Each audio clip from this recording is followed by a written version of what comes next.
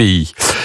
Il s'avère que la semaine dernière, il y a eu le bilan RTE de l'électricité et qu'on peut évaluer finalement les manques à gagner d'EDF. Le bilan RTE, c'est combien on a produit d'électricité, combien on en a consommé, exporté, importé, etc. Exactement, c'est tous les ans. Et j'ai regardé les 3 postes de manque à gagner d'EDF. Le premier poste, c'est l'indisponibilité du nucléaire. La fameuse corrosion sous contrainte. Les arrêts des réacteurs auraient dû, à défaut d'arrêt de ces réacteurs, ça aurait dû nous rapporter 22 milliards d'euros. Donc là, il n'y a plus de perte. Déjà, il n'y a plus de perte. Déjà, il n'y a plus de perte. L'AREN, l'obligation qu'EDF a à vendre, a bradé son électricité à des concurrents, 42 € le mégawattheure, 28 milliards d'euros de manque à gagner. C'est-à-dire la différence entre le prix qu'on brade qu'on pris l'électricité à nos concurrents et le prix de marché de 175 € le mégawattheure. C'est-à-dire que c'est 28 milliards d'euros. Si EDF avait vendu au prix du marché, ce qu'elle a dû vendre 42 €, elle aurait gagné 28 milliards en plus. Exactement. Troisième poste, EDF est obligé de racheter à 91 € le mégawattheure l'électricité d'origine éolienne, mais ne peut pas le revendre dans le marché. Ça revient à l'État. 7 milliards d'euros.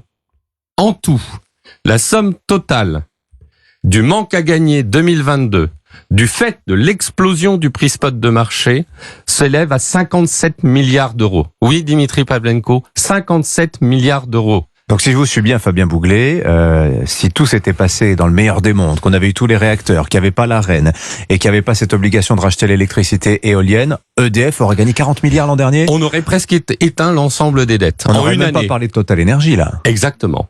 C'est extrêmement grave parce que ça n'est pas la conséquence de la gestion d'EDF, cette perte de 18 milliards. C'est la conséquence de 10 ans de gabegie politique, de court-termisme politique qui a conduit à fragiliser EDF et on sait d'où vient l'attaque. Les loups sont dans EDF, les loups sont rentrés dans EDF.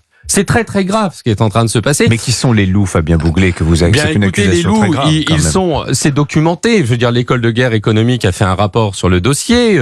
J'ai moi-même écrit dans mon livre, ce qui n'a jamais été contesté, que l'Allemagne mène une offensive terrible pour détruire EDF. Et d'ailleurs, même Monsieur Proglillo, l'ancien patron d'EDF, l'a dit en commission d'enquête parlementaire qui est en cours sur la souveraineté énergétique nationale.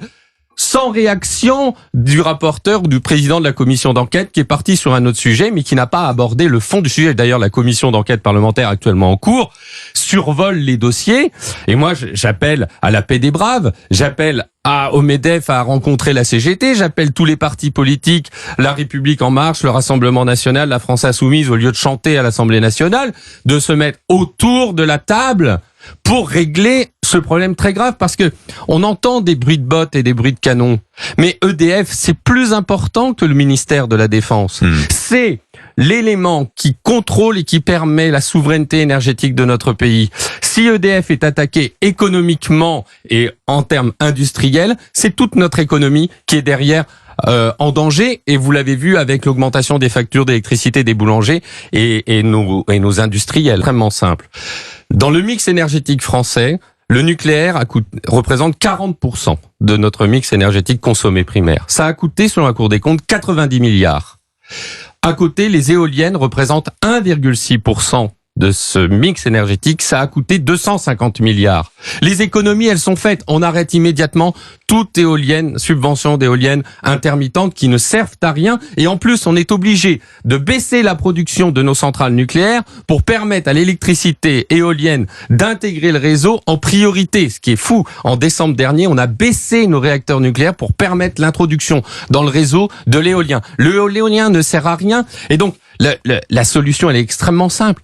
On supprime les subventions, on arrête, comme le propose Agnès Pannier-Runacher. Je vous rappelle quand même qu'on a multiplié, on a rajouté 1200 éoliennes dans le réseau et il y a une baisse de productivité éolienne de 5% entre 2020 et 2022.